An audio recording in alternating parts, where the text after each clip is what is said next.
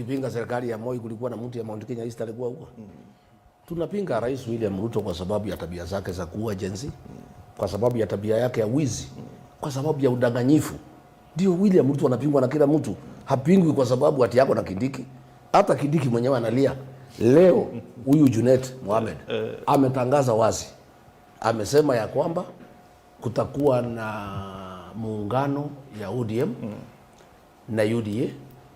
UDA itachukua President Ruto na hao watachukua Deputy President Oparanya. Na saa hiyo Kindiki yako kwa kiti. Wameanza kumkosea heshima vile walikuwa wananikosea mimi.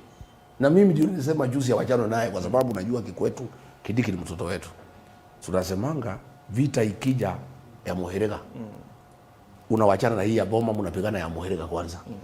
Huyu Kindiki wanamtesa. Wanamkosea heshima. Sasa mimi nauliza yeye yako kwa kiti saa hii. Huyu Junet Mohamed anatangaza ya kwamba hatakuwa running mate. Na Kindiki yako kwa kiti. Kindiki anatakiwa afanye nini? Sasa wewe umeanza kuwa mtetezi wa Kindiki sasa. Mimi unajua ile mimi sipendi ni dhuluma. Kindiki mimi alichukua kiti yangu ambaye hakufanyia kazi.